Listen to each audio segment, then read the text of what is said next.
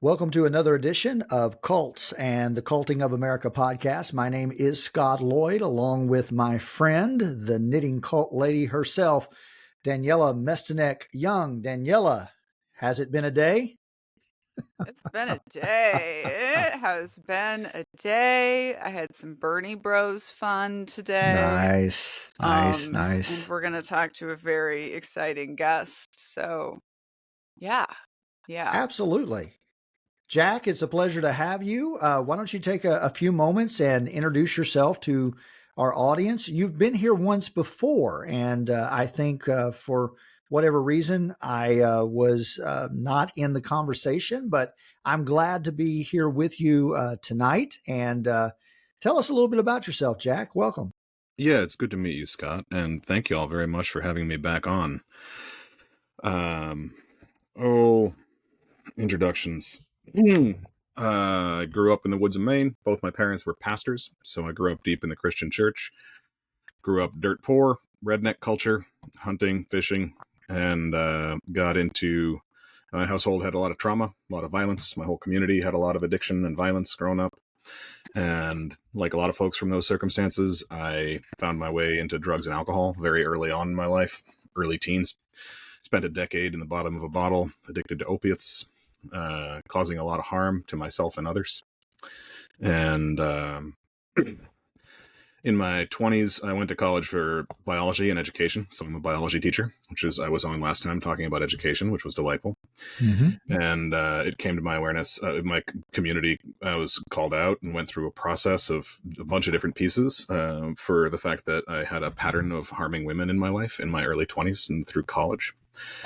And that was very hard and sobering and led me to men's work.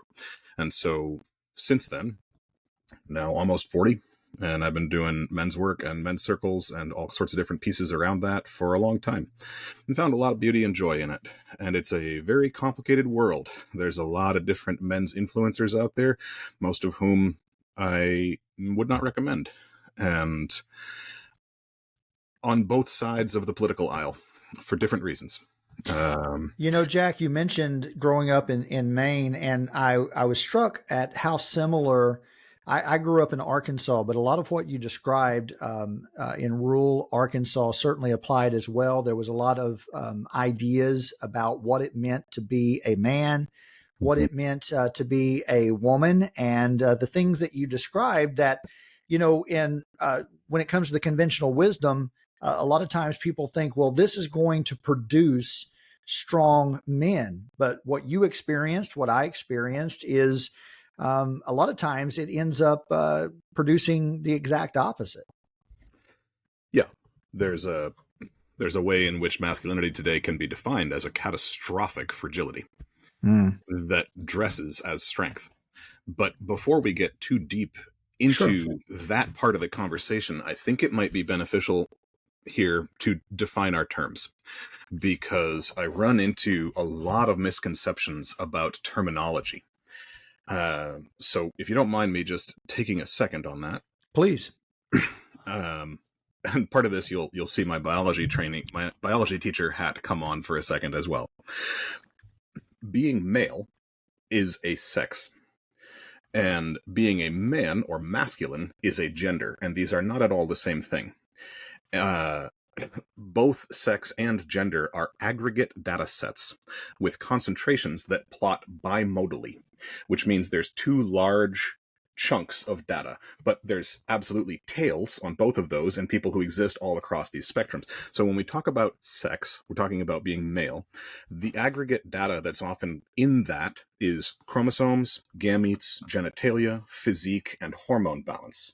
And when we take these things together, most people who, for example, have XY chromosomes also have external genitalia. And we think of this as a classic expression of being male as a sex. But not all. There are absolutely people who have external genitalia and XX chromosomes. So people think that one or the other of these is going to be binary. A lot of people think that sex is a binary, and it's not. It's absolutely a spectrum of variables that we measure together and plot in this bimodal graph. Does that make sense? Am I explaining that clearly? Yes. Um, Gender is the same thing. It's a concentration of traits that we choose to measure together. Things like hair length, character traits, clothing styles, hormone ratios, and behaviors. Individually, gender is just what a person is like, but socially, it's a method of categorization. So these things have a relationship. There's a relationship between sex and gender. You'll notice that hormone ratios show up on both, and there's a reason for that. Testosterone, for example, high testosterone levels do impact behavior. So there is some relationship between sex and gender, but they are absolutely not the same thing. And the relationship between them within the cult of masculinity is often seen as absolute. People think that to be male is to be a man. And a little bit of interrogation of the data immediately shows that to be not the case. And interestingly enough, the people who think that often will betray their own belief that it's not the case with phrases like, that guy's effeminate, that guy's a sissy. Those embedded in those phrases is the awareness that gender is different than sex, even though they wouldn't phrase it that way. So I just wanted to get some of that terminology out there. In this particular instance, we're talking about we're analyzing the gender of masculinity as a cult, potentially with the interrogative question, is masculinity a cult? Which I think will become clear by the end of this interview. But in this case, we're talking about a very specific kind of masculinity, which is the dominant culture, Western mainstream masculinity, which is the one that is forced down all of our throats by all the media we consume all of our lives. But it is very important at the beginning of this conversation to note that there are pluralities of masculinity all over the world. And we are not talking about masculinity as a whole around the world. We're talking about this one expression of masculinity. There are indigenous masculinities alive and well on this land that are very different than the kind of masculinity that we're analyzing as a cult today. And so with those differentiations clearly in mind, I'd love to get deeper into some of those nuances you were getting us into. Yeah, and it's interesting to me that, so much of what we define, especially in the United States and in Western cultures, as masculine and feminine have nothing to do with what is between our legs or even what is between our ears, but it has a lot to do with what we have been taught to believe, what we receive, right? Even before we're born.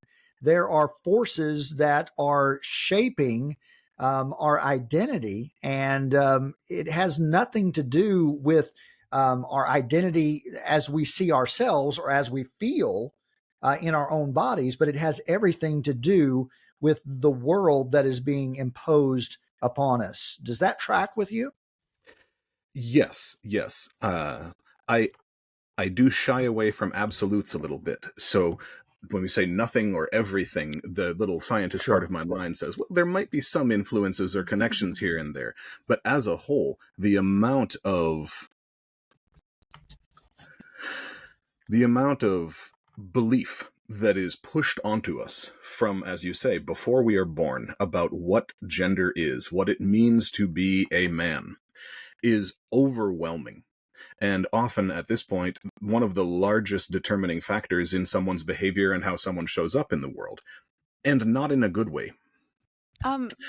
So, it makes me think of, I was having a conversation with someone who was very sure that gender was something that children were born with because she knew that her son at a very early age was reaching for trucks and preferring these masculine things, right? And I just looked at her and I said, and you don't think you as the parent had any influence on your son in the first year of his life? It's a common conversation with parents, and it's a fascinating one because, as I said, there is a correlation. When we plot these things, if we were to plot sex and gender next to each other, we would see that most people in the society are cis, meaning that their sex is the same as their gender. And I would agree with that parent that gender is something that children are born with. I just don't think that means what she thinks it means. And I would agree that most children who are male are odds statistically more likely to be men by a long shot. Those pieces about what they reach for, that is likely culturally influenced. play styles, though, these things track globally, and we see very different types of play and behavior between very young boys and girls that correlate with what we see in the animal kingdom, interestingly. So it does look like this correlation between sex and gender does lead to some different expressions of play and expressions of personality. And it relates to what I was talking about hormone balance, because, for example, a lot of folks who transition from being female to male start taking testosterone. And when they start taking testosterone, many describe having a lot more difficulty getting in touch with their emotions. This is something that was so validating to me to hear the first time a trans man shared this with me, because I was like, what? It's not just my trauma and my internalized programming that makes it hard for me to feel my emotions. It actually has to do with my hormone balances that I was born with in my brain. And that can be a very validating thing. And for me, that can help lead me out of the inherited forms of gender that are prescribed and pushed onto us from birth, rather than feeling more locked into them, if that makes sense. My background is in communication studies, and there is a communications theorist. Her name is Deborah Tannen, and she's done a lot of research into communication styles, and she used toddlers.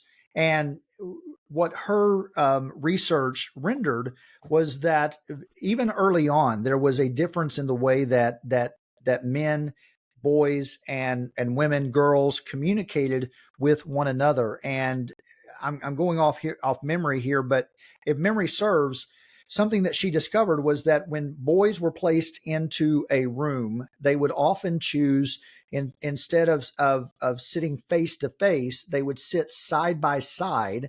And a lot of times their games and their communication style involved establishing a hierarchy and came across as being competitive, whereas girls would often try to face one another when communicating with each other, and would play games that fostered cooperation and alliances.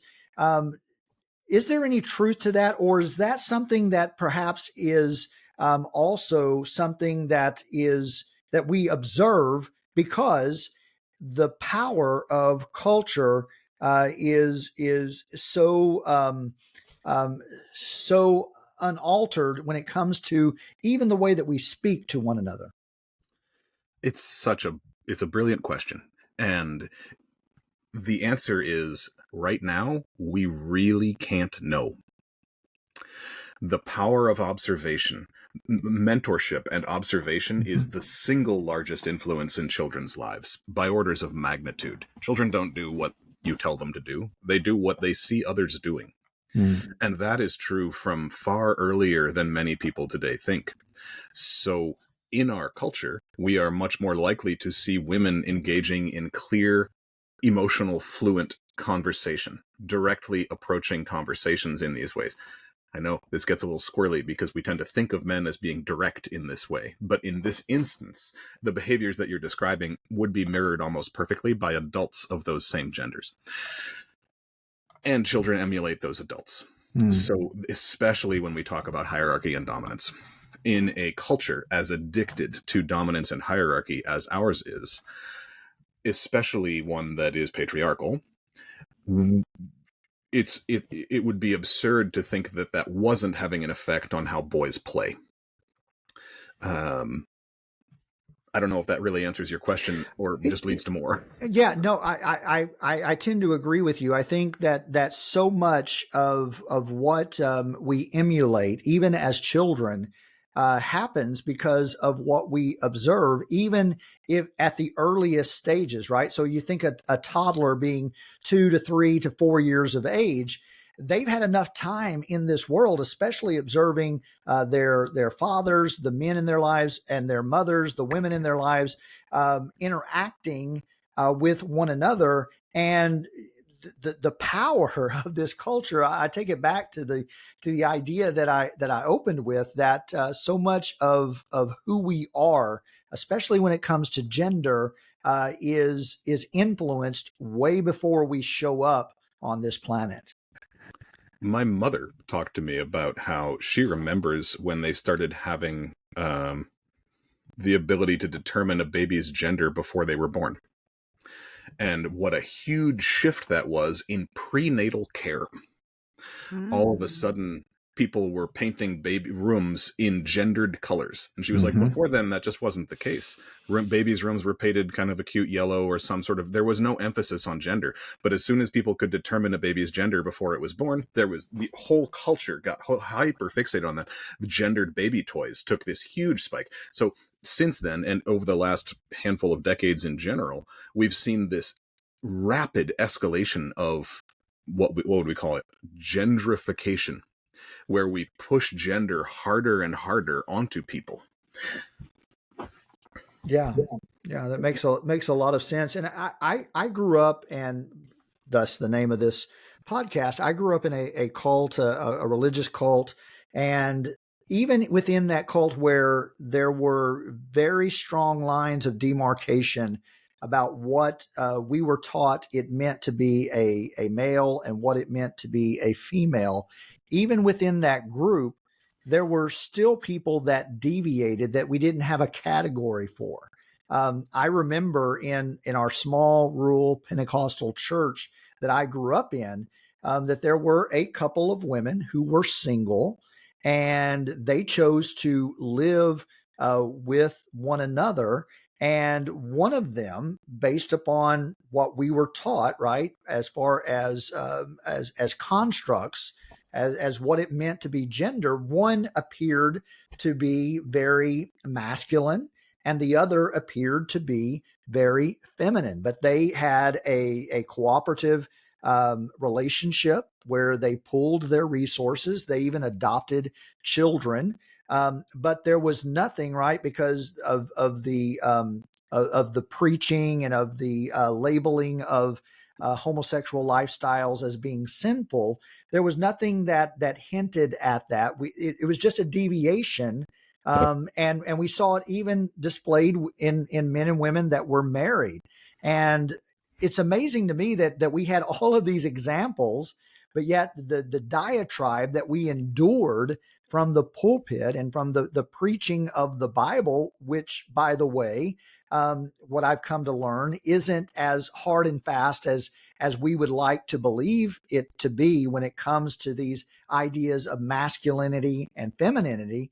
We were taught that living in this way is okay, but if you're going to be a Christian, then this is what it means to be a man. This is what it means to be a woman, and it was hard and fast with little deviation. Although we saw all of these examples around us. Yes. And, from a cult perspective, what this reminds me of is a couple things. Number one, the promise of the cult is always a lie, right? You're going to have these perfect categories and everything's going to be easy to understand. But number two, like, if it's not a cult, you don't have to keep telling people it's a cult, right? Like, if it was so obvious what it means to be a man, you wouldn't have to keep telling yourselves what it means to be a man. Yeah. And it's just, so I had this very interesting journey with my husband, who's known as professionally as Mr. Knitting Cult Lady. Okay. And, when I was defining myself and who I was going to be, and he was this strong special operations helicopter pilot, right? So he was fine. And then when he was transitioning from the military and I was getting book deals and doing things, and he was shaky, right? I think like he felt his masculinity was shaky and even trying to figure out his fashion.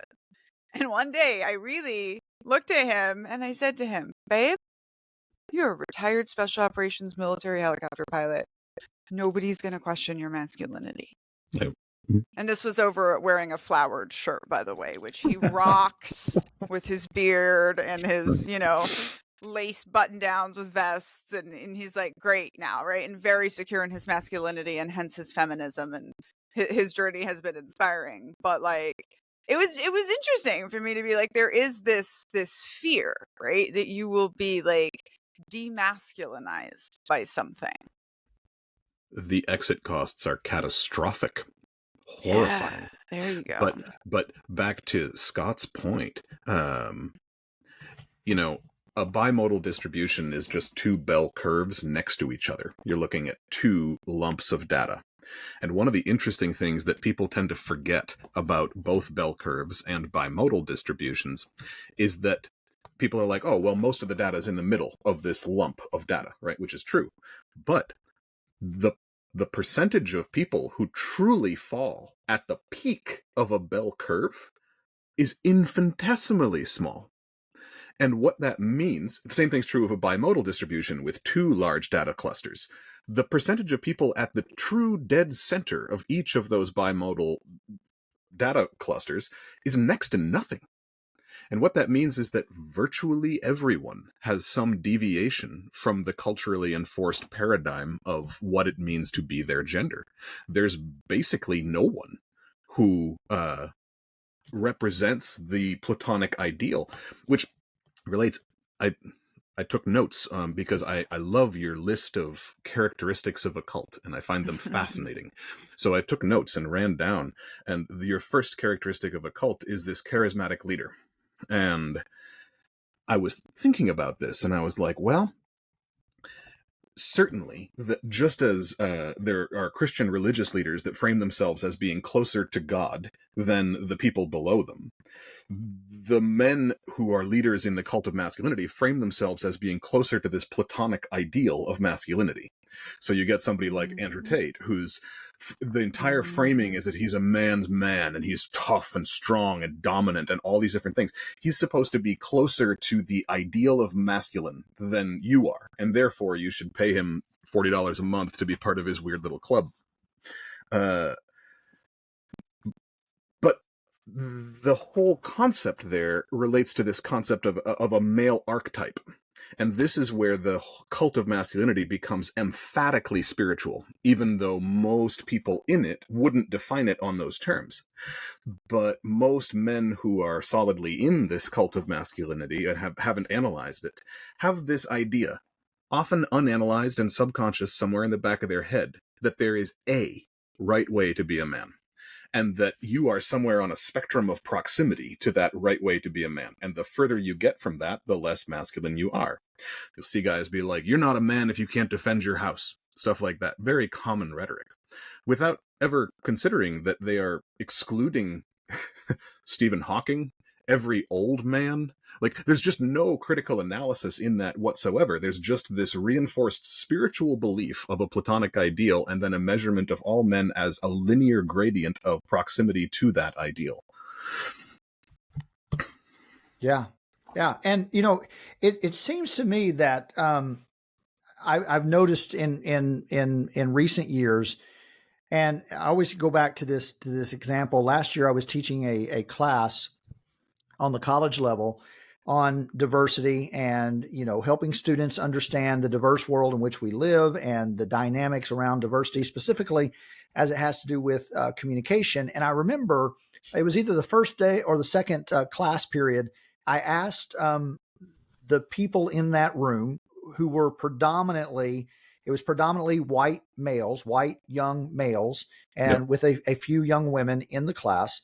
I asked them a question about who they believed was the most persecuted group, the most marginalized group in the United States today.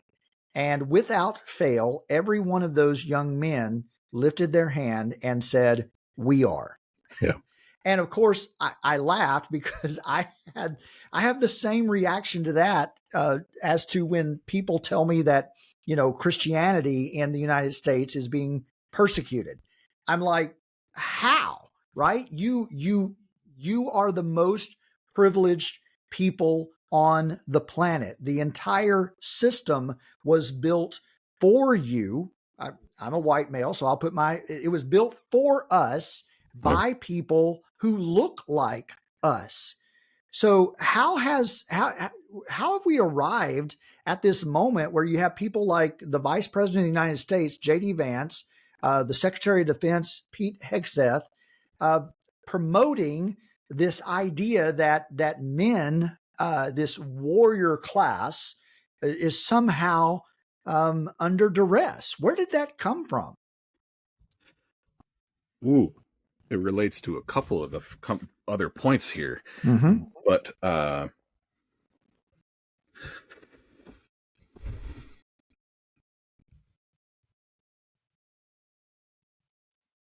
our current system of socioeconomic governance catastrophically fails to meet the needs of the entire population.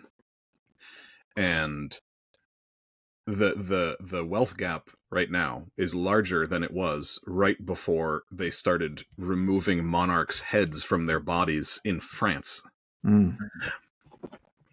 People's fundamental needs are not being met. Financial needs, emotional needs, community needs. Pick a need, and the current system doesn't meet it. So somehow they have to come up with a narrative that explains why the most privileged class of people in a society's needs are being catastrophically failed. And this is where we enter the worldview shift that brings you under the sacred assumption, number 2. Yes. Which I believe is the shift into the belief that men are naturally dominant and superior. And within that narrative, there's the belief that men are currently being oppressed by being prevented from expressing our natural dominance and superiority over women, over everything, over pick a thing. If the sacred assumption is of dominance and superiority, everything else should be subject to that, and it's objectively not. Men do not have unchecked dominance and superiority over the rest of the world, and they think they want that. That's the narrative that they've been brought into. So when these young men, it's funny, we were just, the last time I was on was right after this happened, but when young men at schools were screaming, "Your body, my choice," that is them experiencing a sense of being liberated from the oppression of big feminism to express their natural dominance and superiority as taught by Andrew Tate. Yeah, Wow. and this is lining up like kismet, because I'm going to bring Bernie Bros in now. Okay, because now I'm sorry, but I think it's relevant to talk about angry white male America, and to say upfront here, I was married to a man named William Jeffrey Poole, who was kicked out of the army for being a fully radicalized white supremacist calling for nuclear war against America. And I've written a whole book about this, re-examining everything. It's called Un-American. You can watch it as a video book on my Patreon, folks. Watch me read it to you, or wait for it to come out in a few years. But like, I've looked at this really hard, right? And he explains the process of his own radicalization being that he was choosing between Trump and Bernie. He was an angry, mediocre white man, right? The kind of man that would walk up to his wife after she just graduated valedictorian after escaping a cult and say, "I think the other guy's speech was funnier." And he was so angry. He was so angry. And he thought, right, he recognized the tactics. The tactics being, both of these candidates, Trump and Bernie, were appealing, intentionally or not, we can say, to angry white male America, saying, "You're angry, it's valid, it's another group's fault, and I'm the only one who can fix it." And he said, "This is going to work. Which one am I going to choose?" What pushed him to Trump, by the way, was when the Reddit subthread, "Fat People Hate," got banned. And then he said, "My free speech."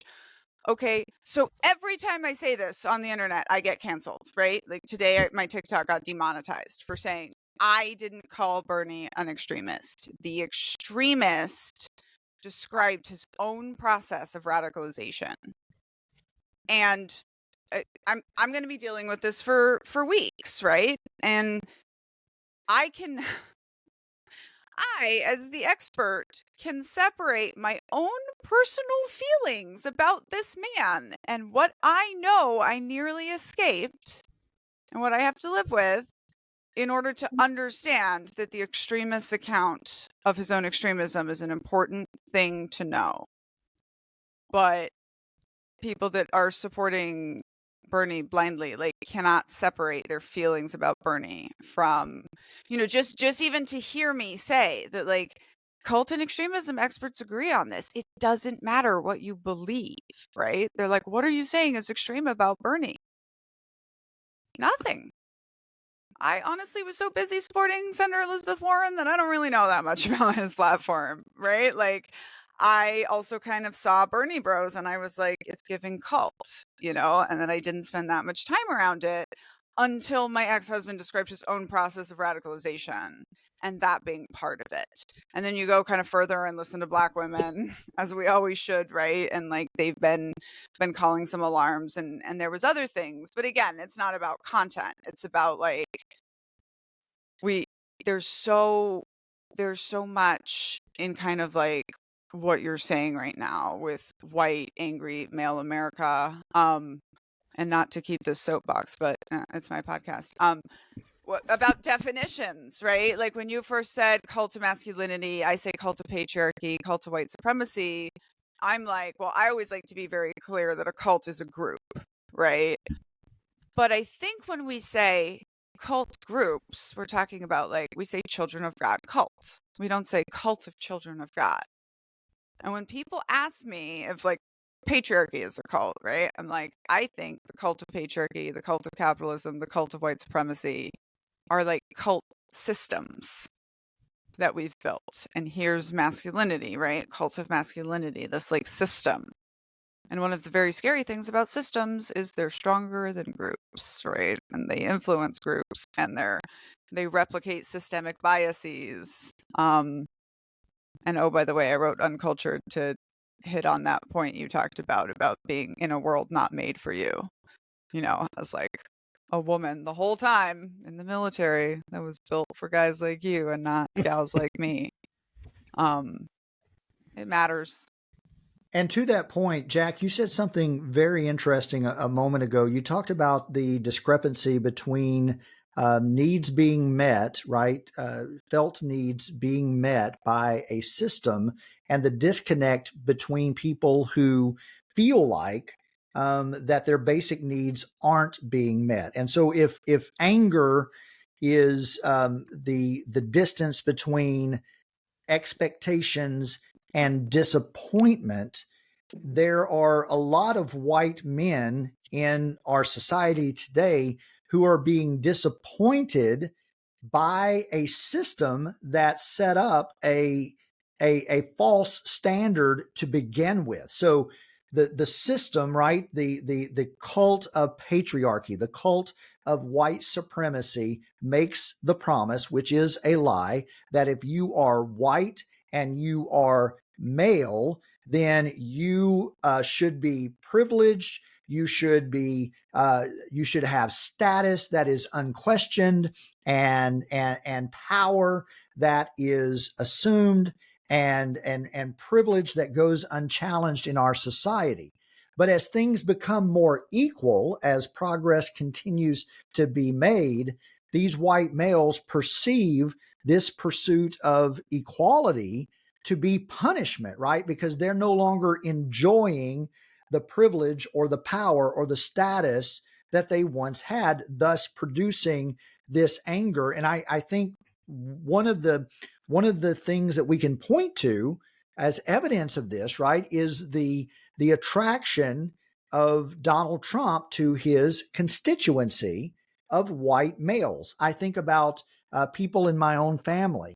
My oldest brother, who sees in Donald Trump, right, everything that he aspires to be. So my theory on Trump's popularity with white males is that what they see in him is everything that they want, or everything that they were promised by the media, by society growing up. They see a quote unquote successful person who is rich, who has a beautiful wife, who has access to beautiful women, and that is what they aspire to be.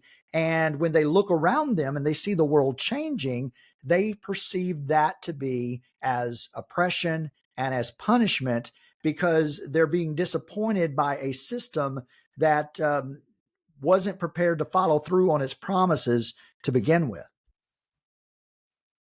Certainly. And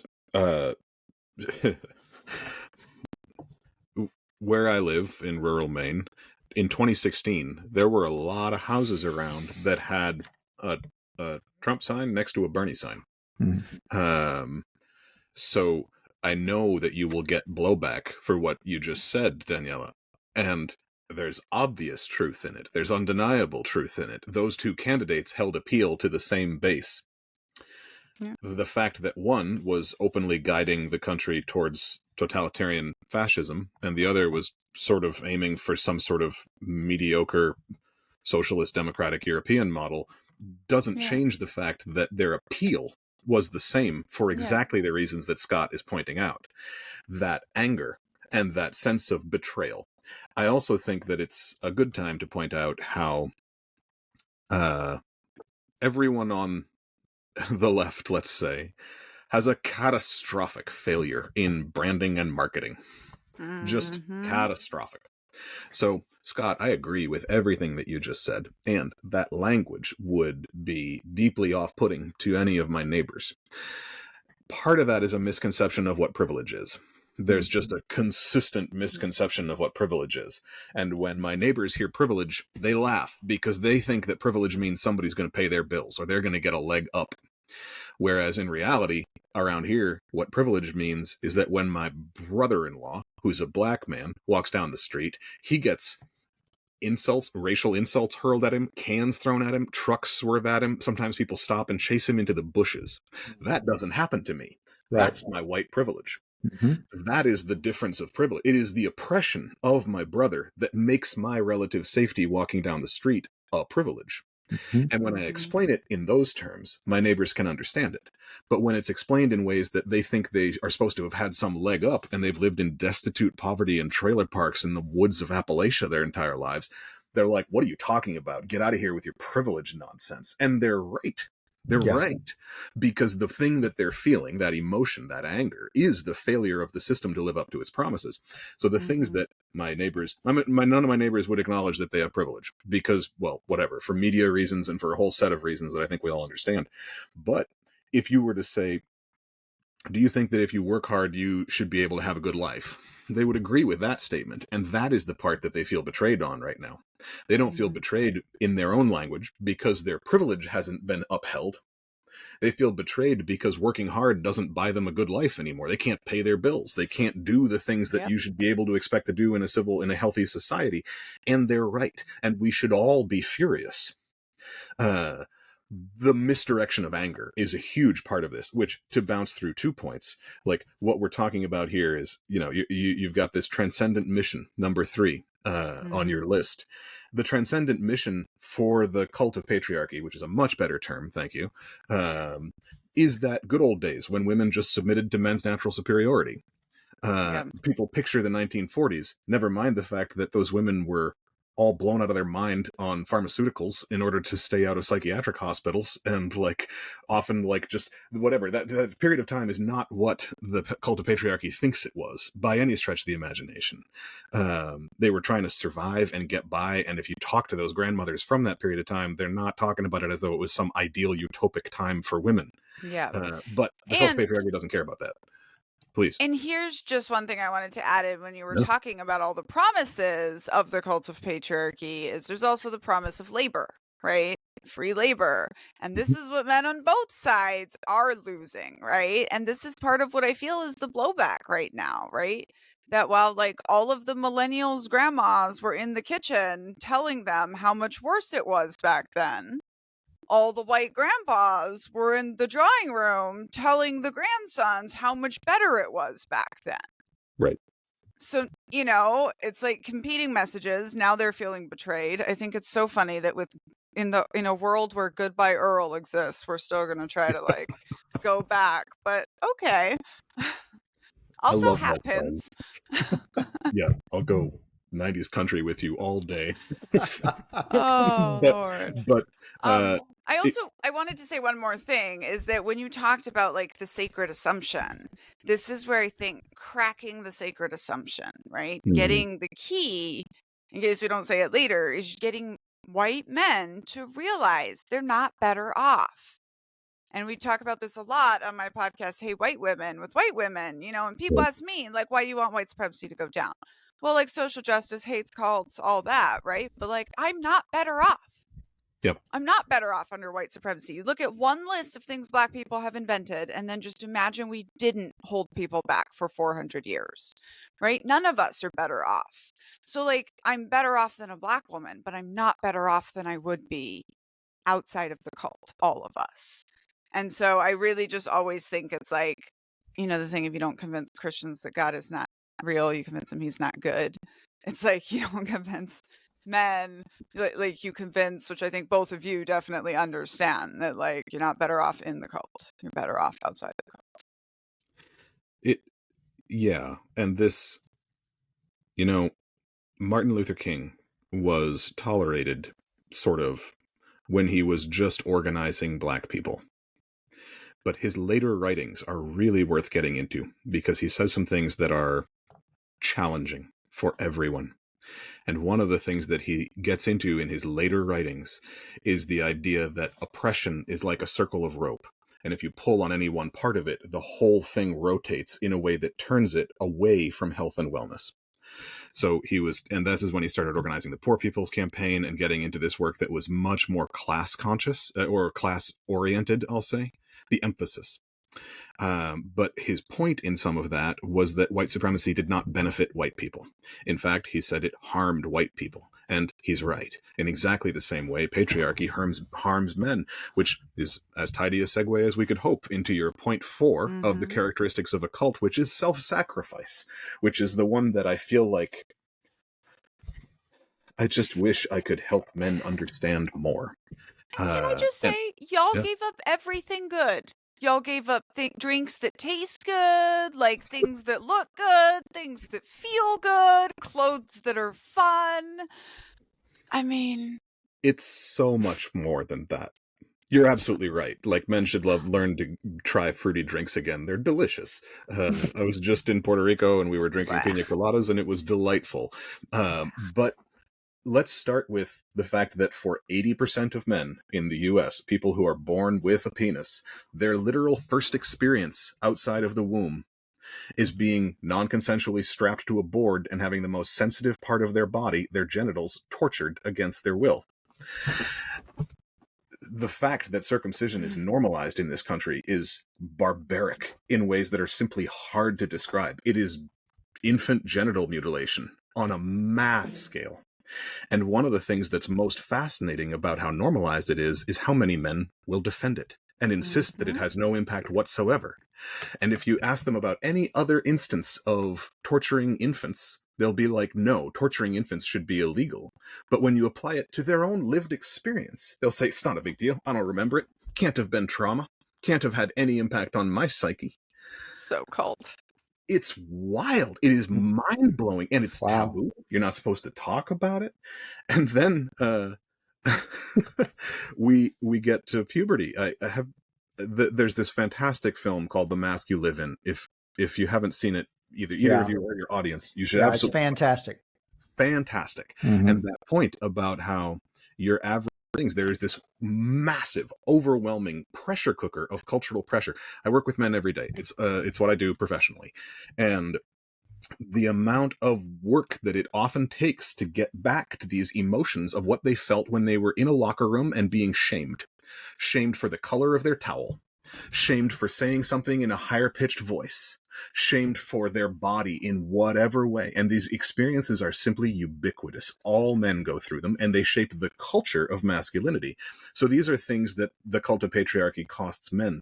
But then there's so many we could get into here, but the one that I want to mention here that I think many men, because I think a lot of guys are becoming aware of those points, but one of the things that is sacrificed on the altar of the cult of masculinity for men is our very sense of sacrifice itself. one thing that I run into many, many men, I would dare to say most, carrying is a willingness and a desire to sacrifice themselves for their family, for their loved ones, for a better world. Many men carry this sense that they're willing to lose their health and wellness, lose their life, lose anything about themselves to protect their wife, to stabilize their home, to give something to their children. There's this innate sense of sacrifice that may be entirely human, because obviously women carry this in different ways as well. You see, mama, like all these different pieces. But the piece I'm talking about is this this appropriation of men's sense of sacrifice, which is currently fed back into 60-hour work weeks and taking pride in the grind, Capitalism. separating ourselves from our families, from the very things that our children actually need of present and loving and emotionally fluent fathers and parents in the home, supportive spouses, role modeling of healthy relational dynamics. All of that gets thrown out and sacrificed for the sake of trying to get ahead in this impossible losing game of degrading end-stage capitalism under emergent fascism. And then men end up feeling this simultaneous pride and bitterness. And this combination is one that I see in my community a lot. Guys take pride in the fact that they do all this work and give themselves up over and over and over again to go to a job they hate, to do things they don't want to do, to give up time with their friends, to give up everything in their life, and then bitterness because it's not actually buying them what they were promised. So this self-sacrifice of the members of the cult of patriarchy is just ongoing, lifelong, and absolutely debilitating in ways that are very hard to overstate.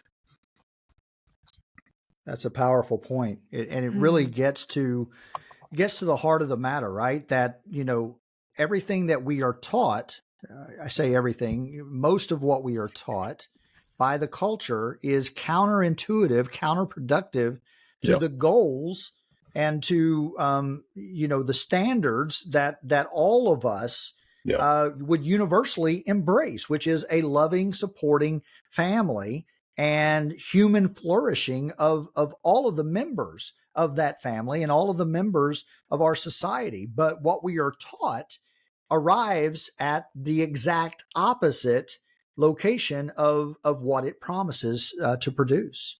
Right. And therefrom comes this vast sense of betrayal for men. Betrayal, outrage, and anger. And this is, I was just reading my final chapter on exit costs. Not final chapter, but my final pass through the 40-page chapter on entrance and exit costs. And I talked a little bit about recovery, and part of it was like, you need to feel the anger. Yes. You were betrayed. Like, you were abused, and I really deconstructed the army as kind of like a very toxic system, especially to me as a woman. I do feel very angry because I did believe in it and I did waste those years and I did, participate in a system that harmed other people and all of these different things. Yeah. Hard things to process, especially when you've been stripped from all ability to process emotions or even face your own emotions your entire life, especially when all the role modeling that you had for the gender that you embody was a complete severance from emotional presence. So we're either fighting through this lifelong programming of being severed from our emotional connectivity, our emotional body, to get through to the things that we actually feel, or we're acting in a reactive way, where we're trying to embody the opposite of what we don't want to be, which is still a response to that thing, and still not actually a healthy or whole expression of self. For years, I could only recognize emotions in myself in retrospect. After experiences, I would be like, oh, I was angry then. Oh, that was grief. Oh, I felt disappointed in that moment. But in that moment, I just felt like tense and like uncomfortable. And I'm sure that expressed, obviously, none of this is subtle. But and to tie this right into the damage of cults, I think the self-sacrifice that we all pay in cults is having to tamp down your individuality, and that is right there is what leads to the suicides. And obviously in the cult of patriarchy, cult of masculinity, right, suicides are more of a problem for men than for women. And obviously we're not going to get through the whole list. We're going to have you back on for like the second 5, but like, can we end by talking about step 5, isolation? And like the isolation in the cult of masculinity, I think brings us to so much of the problem of right now and what we're seeing. Yeah. It takes a deep, conscientious effort for men to not be isolated today. And most men don't see the value in it because we're taught not to. All of these things come full circle here, where when all of the men we experience growing up are isolated. Friendships that we witness often among adult men as children are superficial at best and often kind of antagonistic or harmful. And then you're like, well, why would you want that?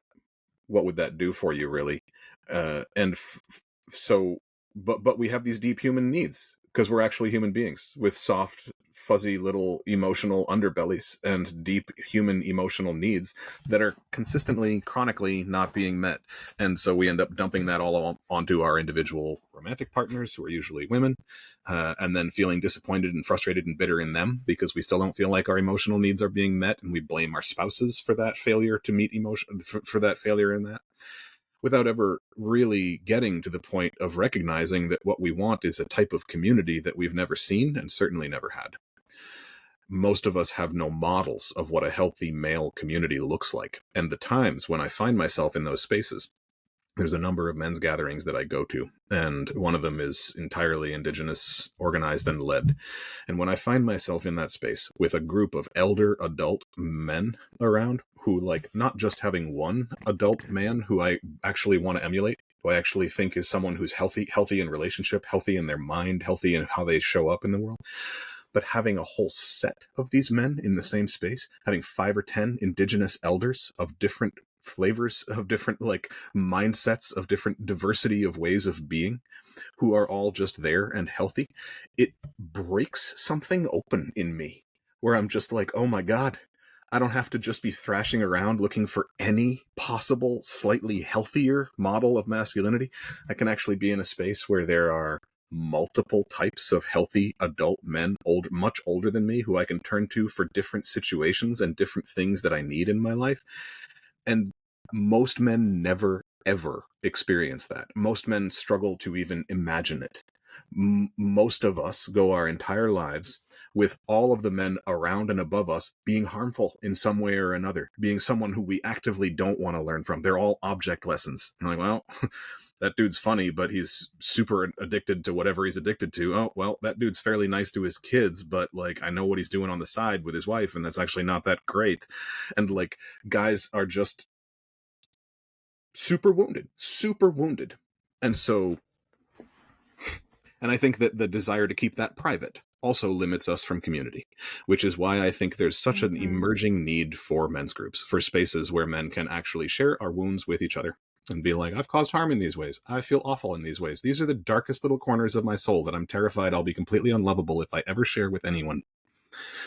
Things that, like, in the number of times in men's groups when guys are like, I've never said this to anyone before in my entire life. I've never shared this in any capacity, because where would they? Their model of romantic relationship doesn't include that level of transparency or vulnerability or weakness. How could they possibly share that with a spouse with the models of relationship they've been taught? Their models of friendship are all about reinforcing that they're on the same team, reinforcing in-group status. We're on the go sports ball, you know? Making sure I'm doing the right thing, right? We're all on the same side. It's all this constant reinforcing of this very fragile sense of being on the same team rather than any actual connectivity. So the need for that is vast, potentially may determine the future of the world, and something that takes a great deal of intention for men to practice. It takes, what, depending on what research you like, somewhere between 70 and 300 hours to actually feel like you're friends with somebody. Where do men find that in their lives? If it's just at work, then you're reinforcing hierarchy and a sense that you don't want to be there. It's not a good basis for friendship. I'm not saying you can't make friends at work. I'm just saying they're stacked against you. So, like, where are you making the space, guys, in your life to actually feel like you're friends with somebody? Jack, everything that you just said is beautiful in so many ways, and really resonates with me. And perhaps we can end on this note, because I'm going to ask you to give give men like me. Okay, so I grew up in a context where I'm somewhat of an anomaly, right? So when I talk about these issues, most people that are in my world are like, they don't have the capacity or the baseline to understand what I'm attempting to say. Perhaps they might feel it. It might resonate with them on some level, but they don't have the vocabulary, and they certainly don't have the self-awareness to engage in these conversations. So when you describe that kind of community, and something within me leaps and says, yes, Yeah. what do men like me do? How do we find that community? What's one thing that we can start doing um, besides talking about it, that we can make the world a better place? For lack of a better, yeah, answer that one, Jack. You just pull out my silver bullet and knock that one. This is when I get these kinds of questions, I just lean forward and say, I'm only 37. I haven't solved all the problems yet. The first thing that comes to mind, Scott, is that literally every men's group that I've ever been a part of, and men's groups are a whole world. There's a lot of them that are super wounded and super harmful, and a lot of them I don't have a whole lot of respect for the mythopoetic tradition. There's things that got really right, opening up men's emotions. There's things that got really wrong, breaking away in like the dichotomy with feminine, whatever. That's its own conversation. But my point is that men's groups have been one of the healthiest contexts in my life to get in touch with my own emotions and make actual friendships and build bonds with other men. And they have all started with conversations, vulnerable conversations with other men that I knew personally. So it's funny how I know that I'm actually giving you the answer that you sort of sidestepped in your question, where you were like, what can we do besides talk about it? And what I'm saying is, I want you to go talk about it. I want you to, whatever the men are who are close in your life, actually start talking about them with what's going on in your life. This is just this strangely radical idea for men. We're like, oh, right, I could actually talk about how insecure I feel in my marriage right now because like whatever else is up. Guys just don't do it.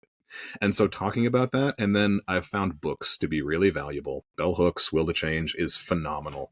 Glenn Mazis' Trickster, Magician, and Grieving Man happens to be sitting right here. One of my favorite books written by a guy about masculinity. Absolutely phenomenal. Can you pull it more? Can you pull it more into the frame, like in front of your face? Yes. Hello. Oh, Glenn Mazis. Thank you. Trickster, Magician, and Grieving Man, Reconnecting Men with Earth. Okay. But pick a book. Talk about what you don't, and like read it together. Decide to read a chapter every month, and then shoot the shit about it. And like, even if that's just you and your buddy, both one of my very best friends in the whole world and I reread Will to Change before each of our weddings, and had little one-on-one sort of book conversations about it, just very casual, low key, and it was super healthy for us. So those kinds of things can build organically. The other thing I'll mention, I know you asked for just one, but I'm going to tack it on, is break out of the box that you're currently culturally in. Whatever that box is, because outside of the demographic that you're a part of and the world that you currently live in, there are other kinds of masculinity.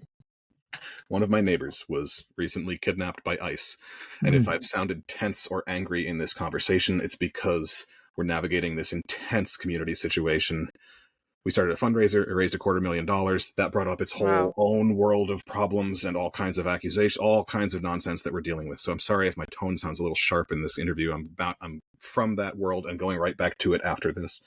But one of the things that's brought up for me is this wonderful family. And one of the things that stood out to me is that this guy is the one constantly pushing for deeper emotional dialogue. In this particular iteration, this one relationship that's not representative of anything at all other than different than my norm, the woman is like, no, let's not talk about that. She's like wanting to kind of close down the conversation regularly. And it's the man who's like starting to cry a little and being like, we need to talk about this. And just being present with that broadens my sense of masculinity and breaks me out of the cult of patriarchy a little bit. So this is yet another way that white supremacy harms men. Is that it keeps us locked in these weird little silos where we don't get to experience other ways of being masculine. You spend time around Latin American men, around African men, around even European men. The level of physical contact and affection that you will experience is just mind-blowing to dudes who are stuck in a US paradigm. So talk to other men in your life and break out of your boxes a little. And by the way, we're definitely going to get just a little bit of shiz for publishing this episode during Women's History Month. So I'm just going to throw in there that Daniella Mestyanek's Young's book, Uncultured, was just put on a list with Michelle Obama's book, amongst others. Nice. Congratulations. By Goodreads for Women's History Month. Congratulations. So, Jack, thank you so much. Wow. I am thrilled that I made this episode because I'm sorry that I missed the last one. Wow. You have a lot of insight to share and we appreciate it so very much.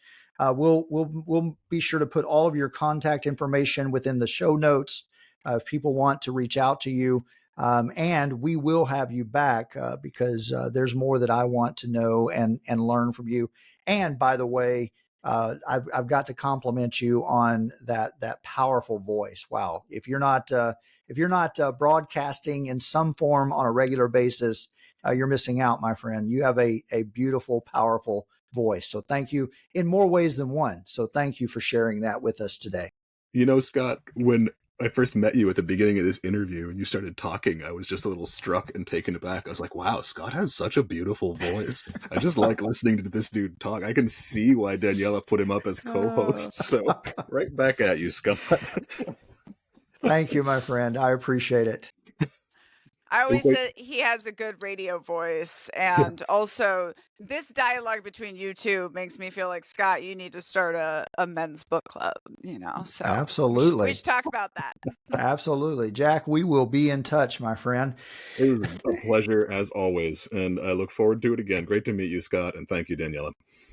And thank you all for tuning in to this edition of Cults and the Culting of America. Be sure and hit that subscribe button, share with a friend, subscribe, let us know what you think about the podcast. And as always, we'll see you on the next episode of Cults and the Culting of America.